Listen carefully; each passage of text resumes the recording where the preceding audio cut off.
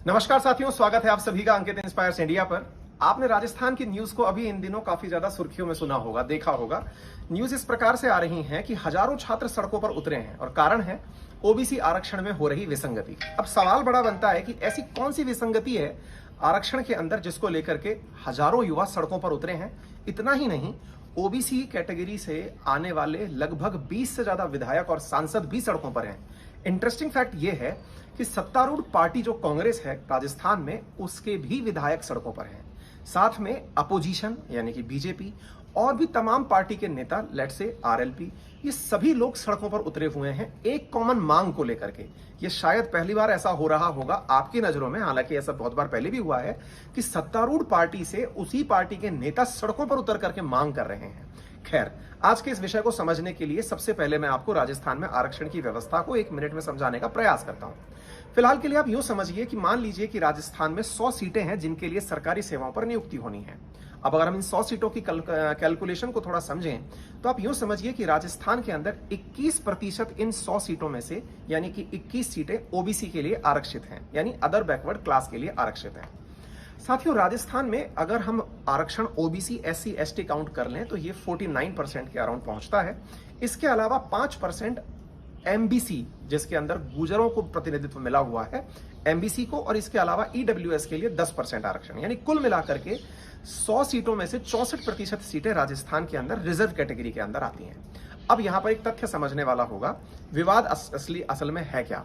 तो जो मैंने अभी आपको बोला कि जाति के आधार पर, सामाजिक आर्थिक पिछड़ापन के आधार पर जो रिजर्वेशन आपने देखा, 100 में से 21% आपने ओबीसी सुन लिया, 10% ईडब्ल्यूएस सुन लिया, 5% एमबीसी सुन लिया, ये जो कैटेगराइजेशन है ना, ये 100 में से यूं आता हुआ दिखाई दे रहा है।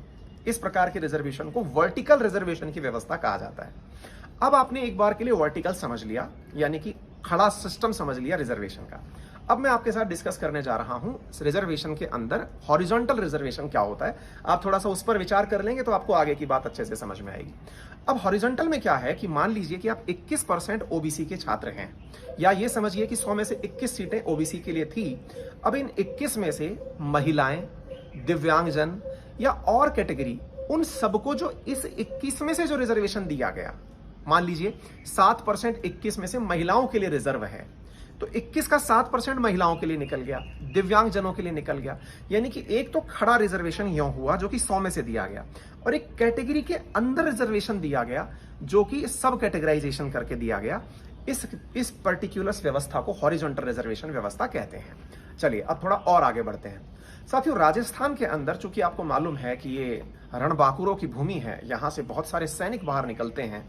आपने इतिहास में राजस्थान का राजपुताना सुना ही है, तो यहां से सैनिक बड़ी मात्रा में बाहर निकलते हैं। और चूंकि सैनिक अपनी सर्विस करके जब लौटते हैं तो उन्हें भूतपूर्व सैनिक की उपमा दी जाती है। भूतपूर्व सैनिक जो कि 35 से 40 की लगभग उम्र के बीच में आ जाते हैं, वो आकर के यहां पर सरकार की सेवाओं में वापस से एंट्री करना चाहते हैं। राजस्थान में भूतपूर्व सैनिकों के लिए 12.5% रिजर्वेशन है। अब आपका सवाल बनेगा कि ऑलरेडी 64% रिजर्वेशन है, तो ये 12.5% रिजर्वेशन कौन सा वाला आया?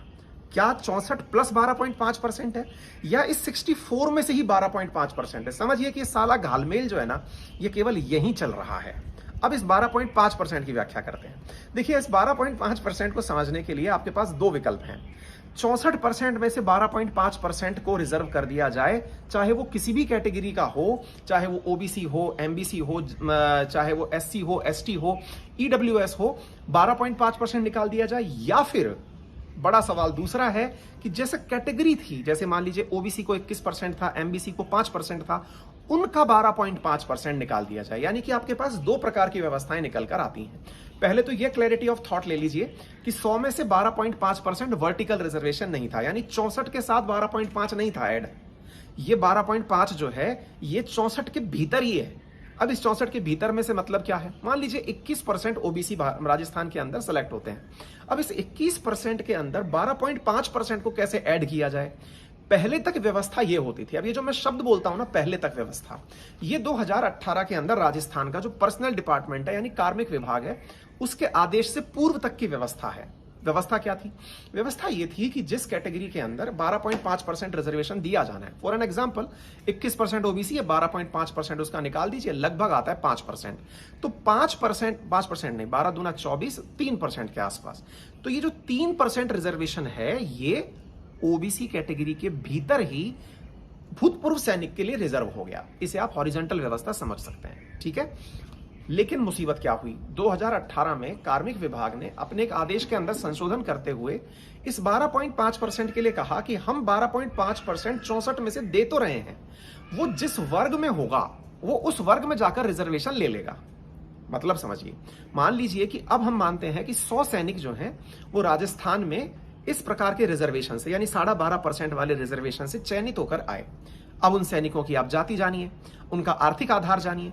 तो राजस्थान के अंदर चूंकि 44% जो आबादी है ना, ये ओबीसी है, और इंटरेस्टिंगली सेना में जाने वाले अधिकतर युवा जो हैं वो ओबीसी से बिलोंग करते हैं। तो होता यह है कि अधिकांश जो चयनित भूतपूर्व सैनिक हैं, जब वो राजस्थान सरकार की पुनः सेवाओं में आने के लिए प्रयासरत होते हैं, तो वो अधिकांश सीटें उस 21% वाले ब्लॉक में से खा जाते हैं। शायद आपको मेरी बात समझ में आ रही हो। इस 21% का जो कैटेगरी मैंने आपके सामने रखा, इस 21% के अंदर से ही ये 12.5% कुल जो युवा हैं, ये अधिकांश सीटें कंज्यूम कर गए। अब बड़ा सवाल यह बनता है कि ओबीसी का जो साधारण युवा है उसका क्या हुआ? साधारण से मतलब ओबीसी में जिसके पास कोई रिजर्वेशन नहीं है, वो केवल ओबीसी कैटेगरी के अंदर है, ना तो वो महिला है, ना वो भूतपूर्व सैनिक है, ना वो दिव्यांग है, उसका क्या होगा? इस बात को समझने के लिए ही आंदोलन हो रहा है। आंदोलन का अर्थ यह है कि साहब, आपने हम लोगों को मौका ही नहीं दिया, क्योंकि राजस्थान के अंदर अधिकांश भूतपूर्व सैनिक हैं, वो ओबीसी से बिलोंग करते हैं, और वो 21% का अधिकांश हिस्सा खा गए।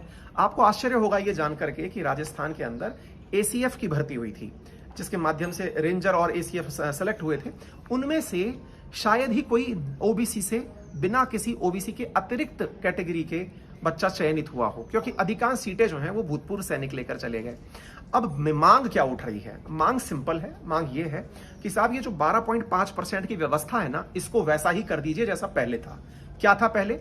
जनरल कैटेगरी, या फिर आप मान लीजिए एससी या एसटी या फिर एमबीसी, उन सब के अंदर 12.5% है ना। जैसे 21% का 12.5% दे दो, हमें कोई दिक्कत नहीं है भूतपूर्व सैनिक को, लेकिन इस बदौलत और जो बच्चे बचे हैं उनको तो जगह मिले। अब देखिए, यहां पर मांग जो उठी, जिसके लिए हजारों युवा सड़कों पर उतरे, उनकी एक मांग और भी है, और वो मांग ये है कि आपकी इस व्यवस्था के चलते इन दौरान 18 से लेकर 22 के बीच में जो भर्तियां हुई, जो युवा इन भर्तियों में भाग लेते हुए भी चयनित नहीं हो पाया इस कैटेगरी के अंदर, उसके लिए कुछ करो। यानी कि आपने एक बार के लिए उन्हें रिजर्वेशन देकर के भूतपूर्व सैनिकों को तो चयनित कर दिया, लेकिन जो बच्चे इस व्यवस्था के परिवर्तन से चयनित नहीं हुए, उन्हें वापस से सिस्टम में लाओ। लाने के लिए क्या करें? पद बढ़ाइए पुरानी वैकेंसीज के अंदर, और उन युवाओं को उनके मार्क्स के आधार पर एंट्री दे दीजिए। क्या कभी राजस्थान में पहले ऐसा हुआ है? बिल्कुल हुआ है। राजस्थान में एमबीसी आरक्षण में पदों को बढ़ा करके ही व्यवस्थित किया गया था। फिर आखिरी सवाल एक और बचता है, जो कि यहां पर युवाओं की मांग है आरक्षण के दौरान, और वो मांग ये है कि सर, ये जो रोस्टर व्यवस्था है ना, इसको भी सही से अप्लाई किया जाए। अब मैं आपको थोड़ा सा लाइन में इसको समझाने का प्रयास करता हूं। तीसरी जो सबसे बड़ी मांग है वो क्या है? देखिए, राजस्थान में एक बहुत बड़ा स्टैंड ये भी है कि राजस्थान सरकार ने, मान लीजिए, जैसे आपको मैं पहले समझाता हूं भर्तियों के दौरान रिक्तियां कैसे चेक की जाती हैं। मान लीजिए कि राजस्थान के अंदर 1000 आरएएस की भर्ती होनी है। आरएएस पदों के लिए विभागों से पूछा जाता है कि हाँ भाई, आपके पास कितनी सीटें खाली हैं, किस व्यक्ति को कितने पदों पर बैठाया जाए। हर विभाग अपने द्वारा पद निकाल के बता देता है। राजस्व वाले बता देते हैं इतने तहसीलदार चाहिए, एक्साइज वाले बता देते हैं कि इतने इंस्पेक्टर चाहिए, इतने अधिकारी चाहिए, ये सब निकाल करके पदों की संख्या बता देते हैं। सरकार उस तक पहुंचती है, कार्मिक विभाग उन आंकड़ों को एकत्रित करता है, आरपीएससी को पकड़ा देता है कि ये पकड़िए, इतने पदों पर लोगों को भर्ती करके हमें दे दीजिए। अब साथियों, होता क्या है, मैंने जो अभी आपको बताया कि राजस्थान के अंदर रोस्टर को लेकर के क्या विरोध है, वो भी थोड़ा सा समझ लीजिए। ओबीसी एससी एसटी के पास 49% रिजर्वेशन है, या यूं समझिए कि 64% कुल राजस्थान के अंदर ईडब्ल्यूएस और एमबीसी को मिलाकर रिजर्वेशन है। बचा रह गया 36%। जो 36% बचा हुआ रिजर्वेशन है ना, अगर कोई ओबीसी का युवा जो और ज्यादा प्रतिभावान है, प्रतिभावान क्यों नहीं होगा, राजस्थान की लगभग आधी आबादी ओबीसी से है, ऐसी स्थिति में वो युवा उस 36% जो अनरिजर्व्ड कैटेगरी है, उस अनरिजर्व कैटेगरी में भी कई बार अपनी सीटें पाने में कामयाब हो जाता है। उदाहरण के लिए यूं समझिए कि 20 अनरिजर्व्ड पद थे राजस्थान में। उन 20 अनरिजर्व पदों में सामान्यतः यह देखा जाता है कि 8 से लेकर 10 पद जो हैं वो ओबीसी का वो युवा जिसने ओबीसी कैटेगरी का लाभ ना लेते हुए अनरिजर्व कैटेगरी के अंदर अपनी सीट बुक करा ली, यानी कि वो वहां चयनित हो गया। अब क्या होता है, राजस्थान सरकार ने उस व्यक्ति को वहां तो ऐड कर ही लिया, नीचे की तरफ ओबीसी का जो आरक्षण था जो उसे मिला हुआ था, ओबीसी के आरक्षण में 21% की ओबीसी की अलग सीटें हो गई, 21% ये, और ऊपर जब वो चयनित होकर गया है 20 में से 10 सीटें या 8 सीटें उसने अनरिजर्व कैटेगरी में भी पाली। अब सुनकर के ऐसा लगा आप लोगों को भी कि साहब इस प्रकार से तो ओबीसी का जो बच्चा सेलेक्ट होकर आया है 21% तो इधर आ गया, ऊपर अनरिजर्व कैटेगरी का लगभग आधा खा गया, यानी कि ये तो 20 की जगह 40% तक कुल रिजर्वेशन के अंदर ओबीसी के बच्चे सेलेक्ट होकर आ रहे हैं। हालांकि वो रिजर्वेशन का लाभ लेके नहीं आ रहा है, वो अनरिजर्व कैटेगरी का लाभ लेकर ऊपर जा रहा है। ठीक है ना, वो सबके लिए ओपन है, उसमें किसी का कोई कॉपीराइट नहीं है, वो जनरल के लिए भी है, वो ओबीसी के लिए भी है, वो एससी एसटी एमबीसी सबके लिए है। अब तथ्य यह है, सरकार क्या करती है कि इन अनरिजर्व कैटेगरी में ओबीसी को जाने तो देती है, लेकिन अगली जब भर्ती आती है ना, अगली भर्ती में जब रिक्त पदों की काउंटिंग की जाती है तो यहां पर अव्यवस्था यह है कि वो अगली भर्ती में इन रिक्त पदों को ओबीसी का रिक्त पद काउंट नहीं करती, सॉरी माफी चाहूंगा, ओबीसी के आधार पर यह मानती है कि हमने ओबीसी के इतने युवाओं को पद पर पहले ही बिठा दिया है। ध्यान दीजिए, जबकि उस बच्चे ने जो 20 में से 8 सीट या 10 सीट प्राप्त किया था वो अनरिजर्व कैटेगरी में प्राप्त किया था, टेक्निकली उसने ओबीसी आरक्षण का लाभ नहीं लिया। सरकार काउंटिंग में क्या करती है, पुराने आंकड़े उठाती है, फॉरम में जिस बच्चे ने अपने आप को ओबीसी बताया था उन सबको ओबीसी की ही सीट काउंट करते हुए अगली वैकेंसी में ओबीसी के आधार पर बच्चों का चयन निम्न कर दिया जाता है, यानी कि कम सीटें रिक्त पदों की निकाली जाती हैं। शायद आप इस व्यवस्था को, रोस्टर व्यवस्था को समझ पाए हों। मतलब पुरानी जो भर्तियों से खाली पद रह गए उनको अगली बार काउंट करते समय सरकार कहती है हमने तो लास्ट टाइम इतने ओबीसीओं को जगह दे दी, जबकि वास्तव में ऐसा नहीं था। 21% ही रिजर्वेशन से गए थे, बाकी तो अनरिजर्व कैटेगरी से गए थे। उम्मीद है आपको ये थॉट ऑफ क्लैरिटी भी आ गई होगी।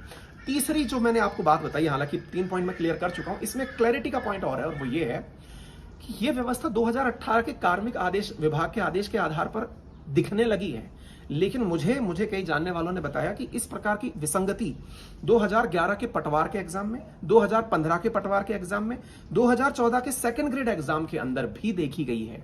लोगों का कहना है कि इस विसंगति को दूर करें, हम भूतपूर्व सैनिकों के खिलाफ नहीं हैं, वो भी हमारे भाई बहन हैं, लेकिन सरकार व्यवस्था में जो युवा बेरोजगार है उसको भी वापस लाने के लिए जो विसंगतियां हैं उन्हें दूर करे और उसे पूरी तरह से जॉब के लिए आश्वस्त करे। साथियों, आज के समय में जहां बेरोजगारी इतनी ऊंचाइयां छू रही है, उस समय पर इस प्रकार की जो घटनाएं हैं जिससे लाखों विद्यार्थी कई सालों से तैयारी कर रहा होता है और उसे जब जॉब नहीं मिलती है तो उसका दर्द सड़कों पर इसी प्रकार फूटकर बाहर निकलता है।